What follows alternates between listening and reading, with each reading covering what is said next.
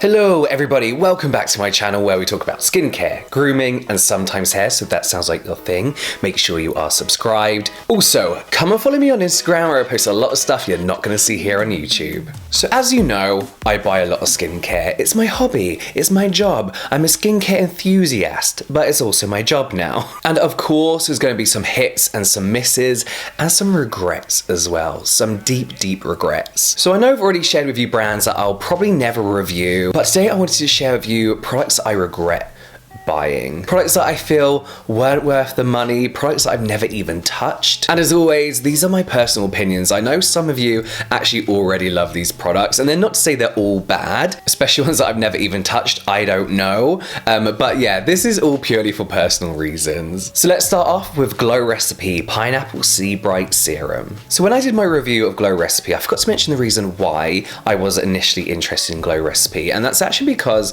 Blackpink, the girl group, their makeup artist actually uses Glow Recipe when she does their makeup to give them this bright, dewy look, including this serum. So I was like, I want their skin. Not in like a creepy way, like I'm not gonna peel it off and put it on mine or anything. And one of the products that stood out for me after the month of trialing Glow Recipe was their pineapple serum, and not necessarily for any good reasons. This is essentially a vitamin C serum that uses pure ascorbic acid and pineapple juice as well, which is supposedly high in vitamin C. A lot of people ask about the packaging. This is actually a like UV protecting something packaging, so it doesn't ruin the product inside. You're still supposed to keep it in like a dark, cool place. So yeah, it's perfectly fine. It's a perfectly fine, stable vitamin C. The one thing I couldn't get past was the smell. I struggle to use high percentage vitamin C serums anyway because I don't like the usual metallic-y smell that comes with them. But sometimes, more often than not, I can look past that if I feel like the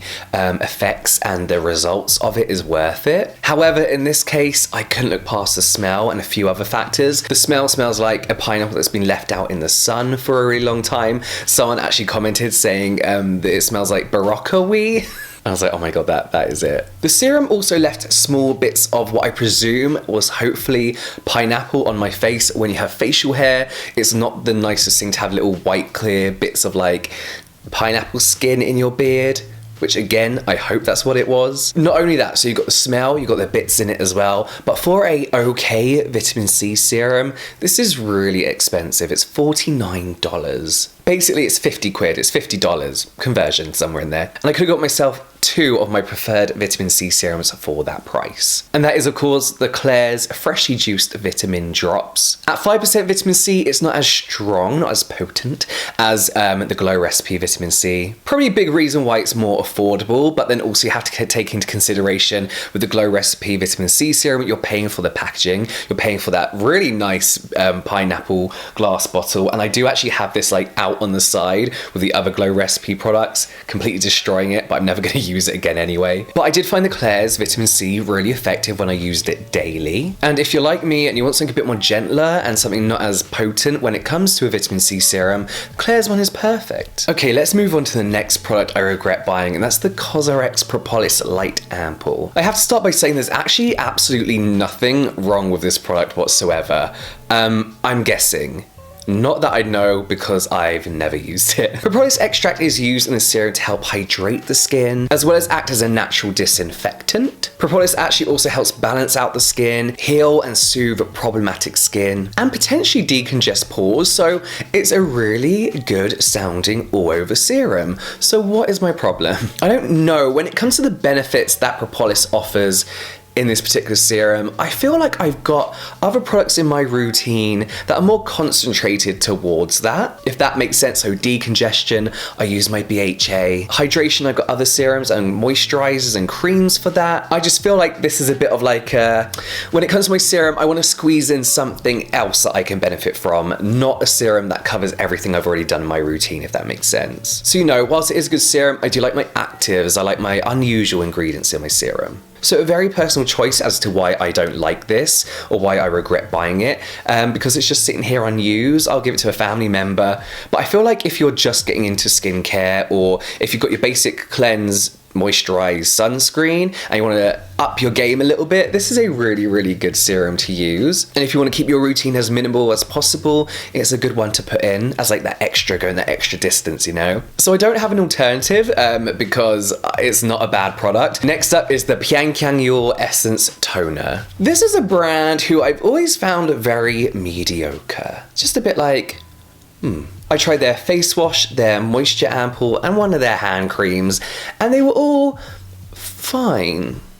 They were fine. And this is one of those brands that I feel their products really don't target any specific need or skincare concern. One of those brands that I feel like if you've already got decent skin, this is probably a good brand to use. But if you've got excessively oily skin like myself, prone to breakouts and large pores, things that need that little bit more of attention, I feel like this isn't really a brand for you. It reminds me of Aesop, where it's just like they got some nice bits, but like they don't really do a lot for me.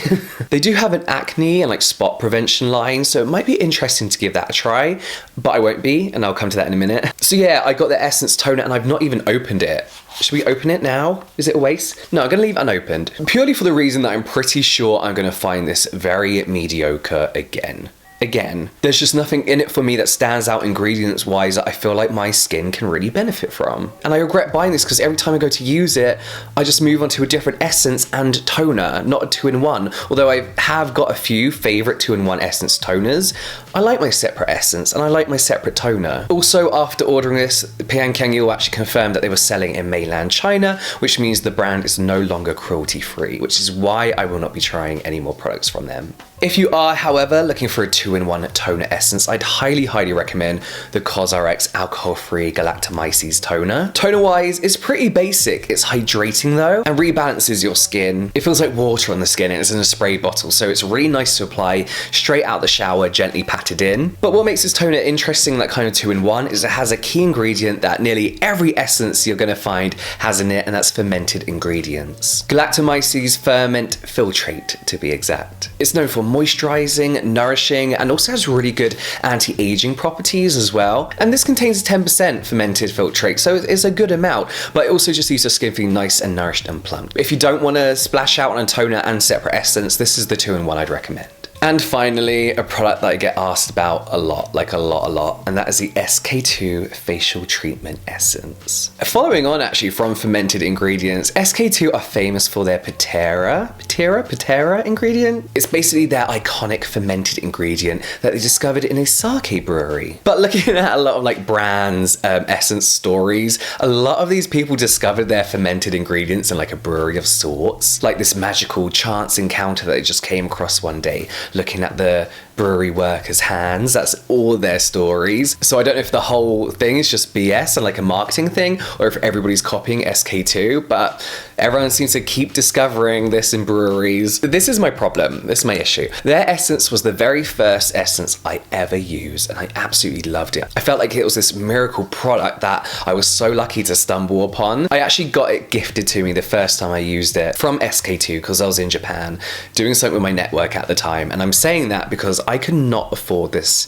at the time, and I can't justify it now, if that makes sense. Like, I still can't spend 100 quid on this. But yeah, when I started using it, my skin looked firmer, more even, more plump, nourished, hydrated. I was only 25, but still, it looked better than it did when I was like in my 20s. So when YESSTYLE really kindly gave me a voucher to shop on the website, I thought, that's it. I'm gonna get it. I'm gonna get the SK2. And I started using it the moment I got the package. I literally ran upstairs, washed my face, and started using it. Now, 8 weeks later down the line, I've kind of realized this is just an essence. Initially, I was shocked at how good this product was because it was my first essence. I hadn't used anything like this before. My skin hadn't encountered fermented ingredients. Like, I feel like a lot of like the Western world hasn't. So of course my skin was gonna look good after introducing this new miracle ingredient to my skin. Looking at the ingredients now of the facial treatment essence, I'm like, is that it? Is that all? And you want me to pay how much for that? Listen, as long as my essence has fermented ingredients and some kind of brightening ingredient in, I'm gonna love it. So I have to be honest when I say this is probably not worth the money.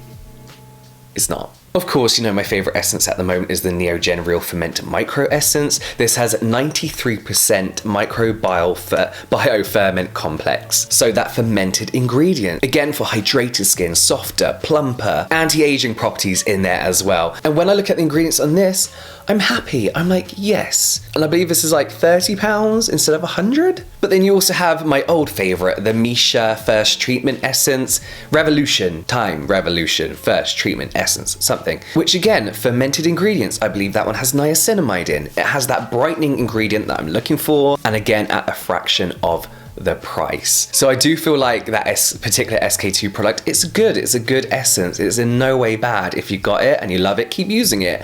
But I do not think you have to go out and spend that amount of money to find a good essence. So there we have it. They are 4 products I regret buying. I do of course have more, so let me know if you want to see another video of this. I also have, going on from here, a lot of products that I've just not opened, so let me know if you want to see a video where I talk about products that I've not opened and why. Maybe I could turn that into a giveaway actually.